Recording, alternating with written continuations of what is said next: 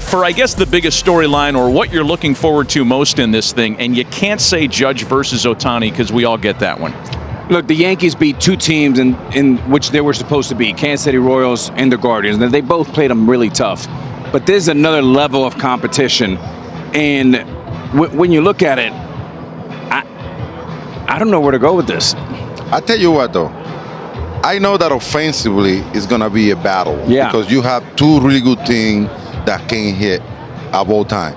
But I want to see how the pitching is going to survive facing these two beasts. Well, you can't say Ohtani and Judge. I mean, there's so many other characters. I mean, look, there's Mookie, there's Freddie, there's Muncy, there's Teoscar. You go on the Yankees side, there's Garrett Cole.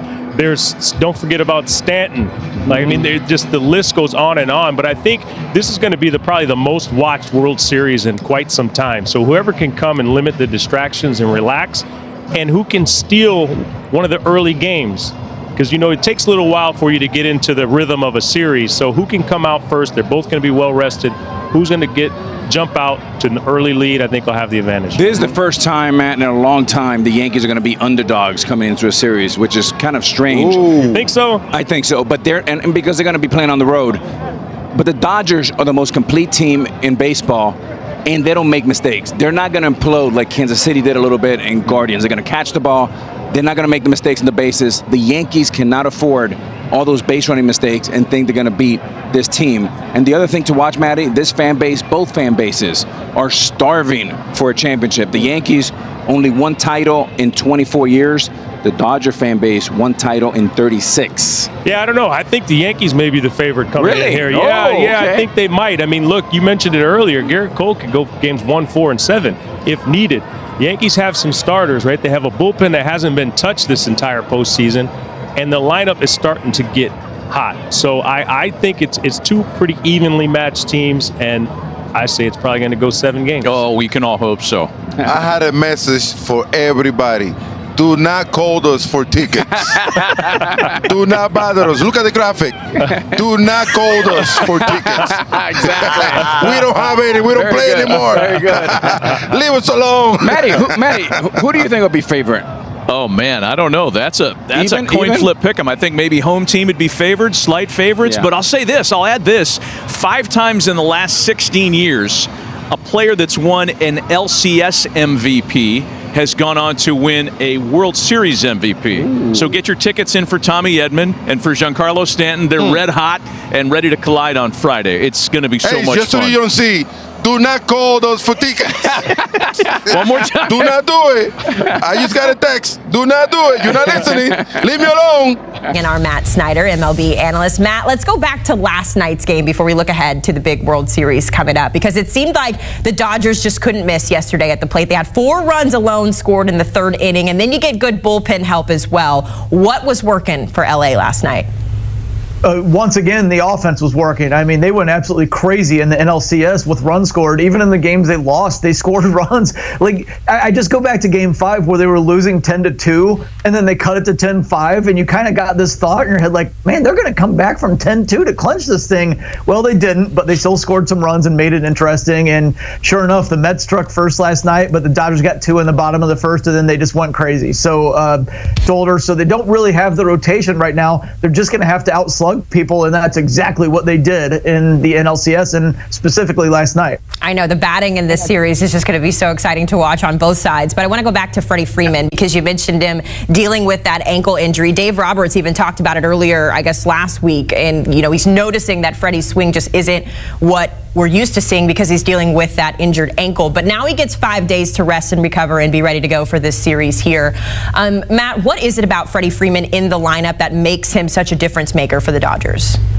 Well, he's an incredible batsmith, and I say that in like a throwback to a Tony Gwynn type, although he had a lot more power. More recently, probably like a Joey Votto type, where he's always going to give incredible at bats. He's going to make the pitcher work very, very hard. If the situation calls for he needs to punch the ball to the opposite field through the infield for a single, he's the type of guy that can do that. When he's healthy, he's the type of guy who can hit the ball in the ballpark, hit it in the gaps. I just think right now, though, it made sense for them to stop playing him because he could barely even stand up, and that compromises his swing to the point that he's only a singles hitter. But even with the singles, he doesn't have enough power to hit hard line drives, so they become soft line drives or even weak ground balls, and he's not fast enough to beat the weak ground balls out. So he started to become kind of a liability there in that 3-hole in the lineup.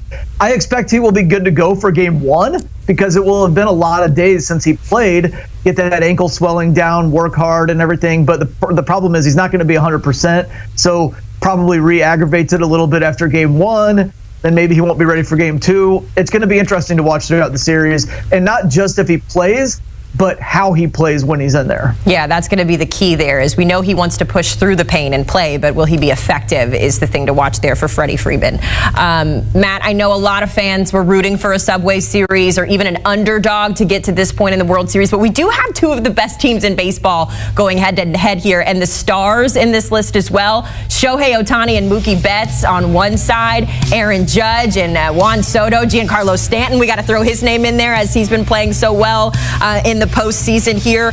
What do you just make? How special is this World Series going to be for all the fans out there with all the star power playing? Well, I have no doubt that there are many diehard fans in baseball who love rooting for their favorite team and who absolutely hate this matchup because the Dodgers and the Yankees are probably the two most polarizing teams in baseball. But for casual fans, the brand value of the Dodgers and the Yankees in the World Series is gigantic. And by no means will anybody be tired of this matchup or think it's stale or anything, because the Yankees haven't even been here since it happened since 1981. So to have these two brands, it's one on each coast. It's the two biggest cities in America, the two biggest markets in baseball, probably the two most marketable brands. And if you can say Juan Soto and Mookie Betts are the second best players on their team and not the best in the World Series, when with many, many other matchups, you're not going to get Juan Soto versus Mookie Betts, even as the best players. They're the second best in this. And then you go to Judge and Ohtani and how marketable those guys are, especially Ohtani internationally, but also domestically here as well. And Aaron Judge, they're just mega stars in this series. And I didn't even get all the way down to Garrett Cole. It's like there's just so much star power in this thing. It's especially after last year. And this is no knock on the Rangers, and it was really exciting to see the Rangers win the World Series. And it was a fun run by the Diamondbacks, but they were an 84-win Diamondbacks team.